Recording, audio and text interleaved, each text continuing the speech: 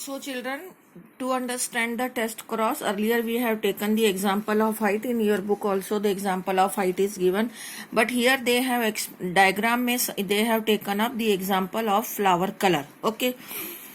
अब मान लीजिए कि इन F1 यहाँ पर क्वेश्चन मार्क लगा रखा है कि इन F1 generation the purple colour flower is formed. Okay, F1 generation में फ्लावर कलर वाला अगर आपको क्रॉस करके if you can not perform, otherwise तो यू शुड परफॉर्म, तो I can perform it for you people कि कैसे इसको फ्लावर कलर वाले क्रॉस को आप कर सकते हैं. मान लीजिए कि फ्लावर कलर मतलब कि this is WW is taken for the purple colour, this is taken for purple colour, small WW is taken for the white colour. Okay, WW is the gamete and here small WW will be the gamete. इसको इससे कराया WW and this has become WW. तो this flower has become purple. Okay, ये भी purple बनेगा क्योंकि capital W is for the purple और violet colour.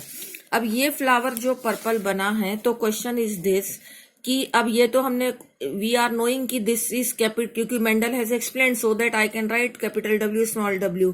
But this is the question कि ये जो पर्पल फ्लावर है, this purple flower is capital WW और it is a capital W small w. How do one can know कि ये जो purple colour आया है दिस इज होमोजाइगस पर्पल और it is a heterozygous purple colour is there. इन दोनों में से what is the genotype of this purple colour, how do one can know. तो इसको परफॉर्म करने के लिए टेस्ट क्लॉज परफॉर्म किया जाएगा. This is the F1 generation और F1 generation will be crossed with the recessive parent. तो you can see कि आप यहां पर ऐसे बनाइए WW and you can draw the WW. तो अगर ये हेट्रोजाइगस है तो जैसे हाइट वाले में भी आपने देखा था कि if it is a heterozygous तो you will get the result of 1:1, 2:2 और 1:1. यहाँ पर आप देख सकते हैं कि these two are purple and these two are white. तो you can say कि 2:2 और 1:1. तो ये आपका अगर हेट्रोजाइगस कंडीशन है तो this will be the result.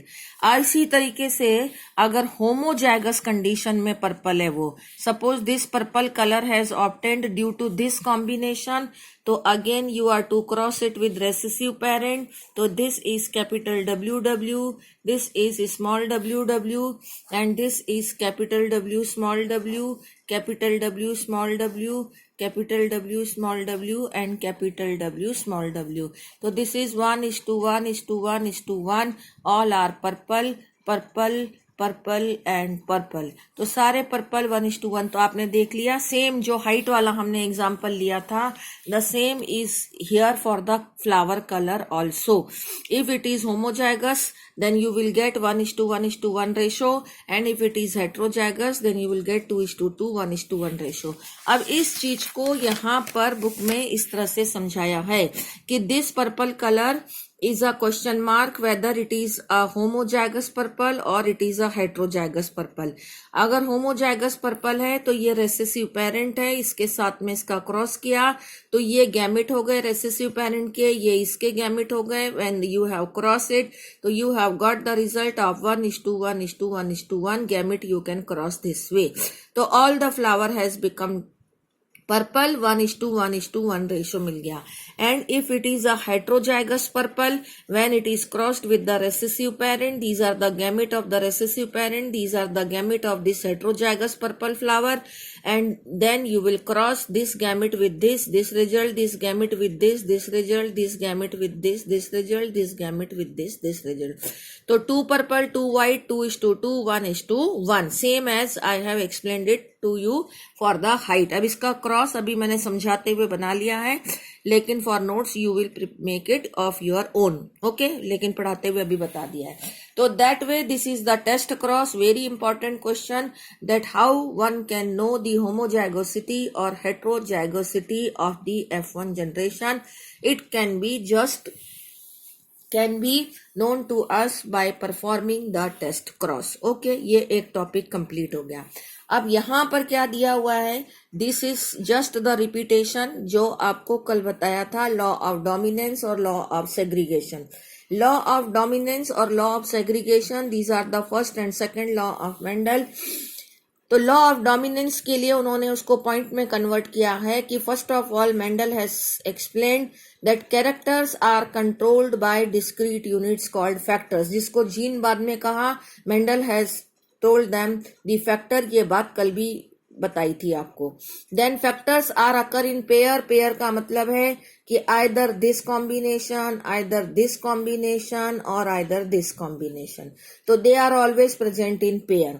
Then dissimilar pair of the factors, one number of the pair dominants and other is recessive. अगर ये डिसिमिलर है, like capital T small T, तो उसमें से एक डोमिनेंट करता है, एक रेसेसिव होता है.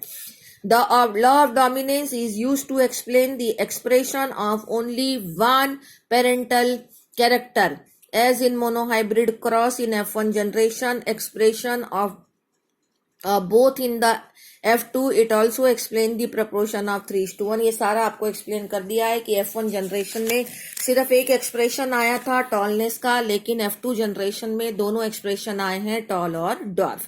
तो one has expressed itself in the F1 generation and it is considered as a dominant gene. ये कल आपको नोट्स में काफी अच्छे से बता दिया, कल मतलब प्रीवियस वीडियो में. Now we are here coming to the law of segregation.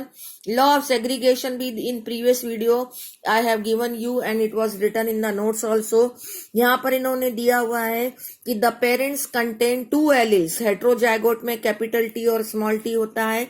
Gamete formation के समय both the allele get separated or segregated. Each gamete will receive only one. This already explained you already in the previous video.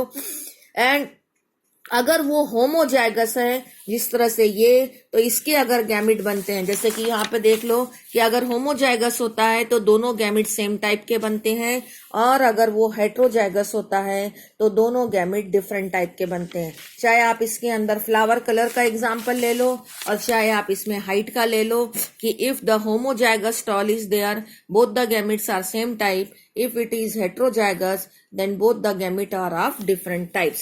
50% capital T, 50% small t, and this is written here. Okay, you read it. This is law of dominance. This is law of segregation.